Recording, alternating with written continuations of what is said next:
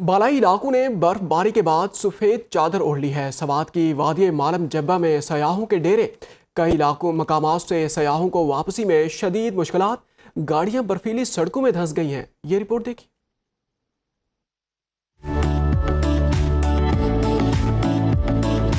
سوات کی وادی معلم جبہ کے نظارے دل فریب ہو گئے۔ برف کی سفیدی نے وادی کو لپیٹ میں لے لیا۔ سیاحوں نے برف پوش پہاڑوں کے دامن میں خوشگوار وقت گزارا۔ ملک بھر سے آئے سیاحوں نے اسکیئنگ کا لطف اٹھایا اور چیئر لفٹ کی سیر کی۔ چیئر لفٹ میں بھی بہت مزہ آیا۔ میں دوسروں کو بھی یہی کہنا چاہوں گا کہ وہ بھی یہاں پہ آئیں اور دیکھیں۔ یہاں پر برف باری بہت زیادہ ہو رہی ہے، آپ اپنی فیملی کے ساتھ آئیں، انجوائے کریں۔ ضرور آئیں، ہمارے ملک میں یہ پروموٹ کریں، یہاں آئیں، اتنا خوبصورت ہمارا ملک ہے۔ ضلع بنیر کے در و دیوار اور پہاڑ برف سے ڈھک گئے۔ آسمان سے گرتے برف کے گالے سیاحوں کو دعوت نظارہ دے رہے ہیں۔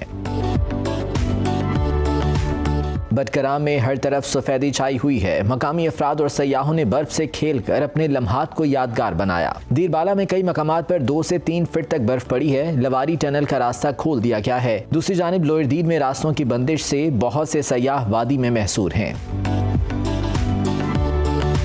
ایبٹ آباد اور گلیات آنے والے سیاحوں کی گاڑیاں برف میں دھنس گئیں۔ سڑکوں پر 1 فٹ سے زیادہ برف کے باعث آمد و رفت میں شدید مشکلات ہیں۔ مقامی افراد کی مدد سے گاڑیوں کو نکالا گیا۔ مانسہرہ کی وادیوں میں برف باری تھمنے کے دوسرے روز سیاحوں نے گھروں کو واپسی کی راہ لے لی۔ چمن میں درہ کوجک کا پہاڑی سلسلہ سے ڈھک گیا۔ آزاد کشمیر کی وادی نیلم میں ریکارڈ برف باری ہوئی، جس سے مقامی افراد کی مشکلات بڑھ گئیں۔ اور اکزئی میں درخت اور سڑکیں برف سے اٹی ہوئی ہیں۔ نظارے تو نکھر گئے، لیکن آمد و رفت میں مشکلات برقرار ہیں۔